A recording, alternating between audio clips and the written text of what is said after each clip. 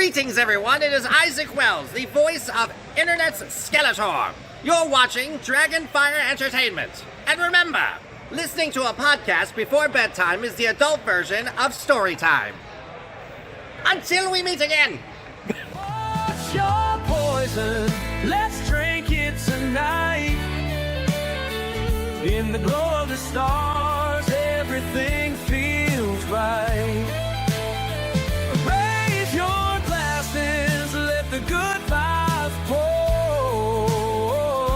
Together we'll sing, who could ask for more?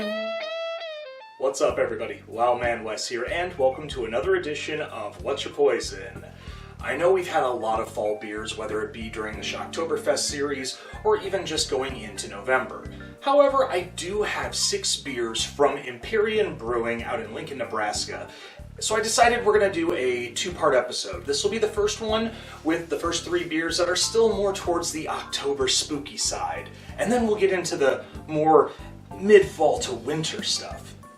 So let's start with the first ones. Starting off today, we have Spellcaster Sour Apple Ale. This is 4.5% in ABV, and it boasts some ale flavored with apple juice concentrate.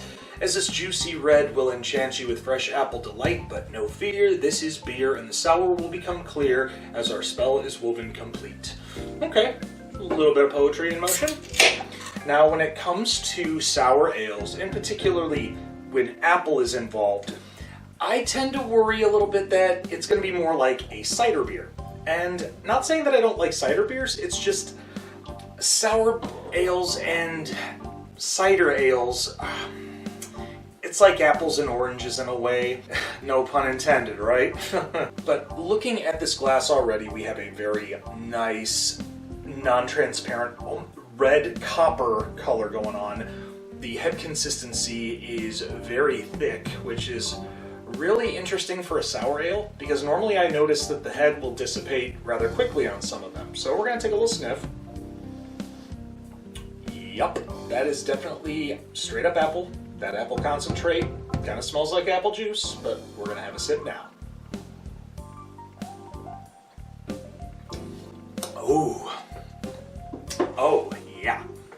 Sour. On the flavor of like a Granny Smith apple, and I'm always very particular of Granny Smith apples, and this definitely hits that mark when it comes to getting something else here. A little bit of sweetness, and also judging by the can itself, it also kind of has this little green caramel around the apple, so it definitely tastes like a caramel apple and a caramel apple sour ale. Now, we've had some caramel apple sour ales in the past from the Appetapple from, I believe it was Phase 3. And this one definitely is up there. And I feel that the sweetness isn't as impactful as the other one. And when I say impactful, I mean it wasn't just like right up on your flavor, right up on the palate. This is, mouth is watering, having another drink. We're going to say 5 out of 5 on this one already, right out the gate. So having another sip, and we're going to move on to our next beer.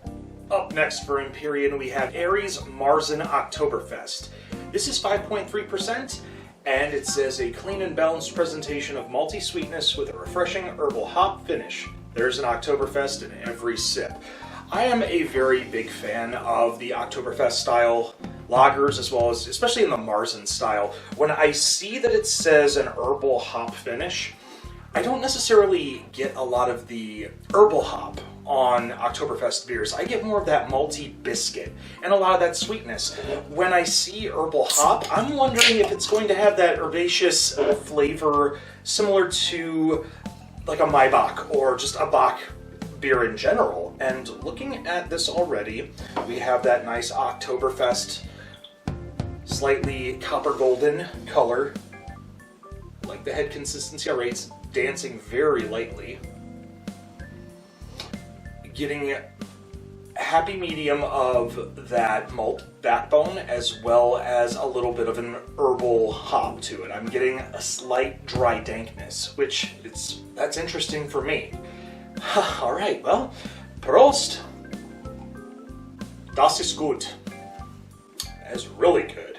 Smooth, even for 5.3% in ABV, it feels very dark. By that I mean it tastes boozier than what the ABV suggests. That's not necessarily a bad thing, but at the same time, it could make you feel a little nervous if you have quite a few of these throughout the night. When it comes to the grade on this one, I would definitely say a 4 3/4 out of 5. A lot of that has to deal with the fact that there is a little bit of that heaviness. However, the flavor, smooth, very, very smooth. And I would recommend it to anybody that is a big fan of the October style beers like I am. I could go on, but we still got one more on this episode. Let's get back to the beer drinking. Closing out our first of 2 parts from Empyrean Brewing, we have Pitched Blue. This is a black and blueberry ale with 5.5%. It boasts find your thrill, navigate the cosmos, and awaken your senses to fresh blueberry and biscuit malts with subtle, stimulating dark notes. Most of you that have played the home game here on Dragonfire Entertainment know that I am a fan of fruited ales. However, there are some fruits that I don't necessarily get along with. Berries being one of them, especially the darker berries. One of the beers that I have had in the past years ago that I had a bad reaction to was the Leinenkugel Berry Weiss. A lot of it had to deal with the fact that I had one too many and I woke up the next day not feeling so good. So this is where I start to get a little nervous. However, when it says it's a more darker note, I'm thinking it's going to be more of a darker ale. And I'm very, very familiar with dark ales and I do enjoy them.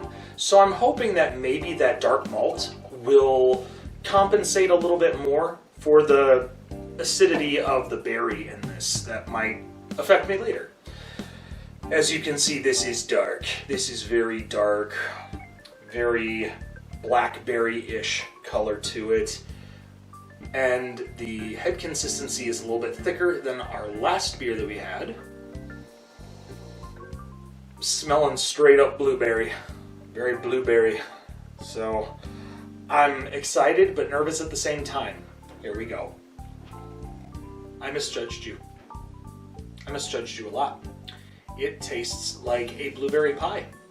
That malt comes off more like a pie crust, and that blueberry and blackberry is sweet, but not to the point of like overly sugary sweet. This is very much like a natural fruit flavor. I recommend this to anybody, everybody. 5 out of 5. I'm not just saying that just because I'm trying to, get in peace with Empyrean or anything like that. I mean this because, as I mentioned before, berry ales are very difficult for me. And this one, I could have this one a lot. And that makes me very, very happy. Well, we hope you enjoyed this one of 2-part episodes of Empyrean Brewing. If you've had these before and you agree with me, leave a thumbs up. And if not, I understand.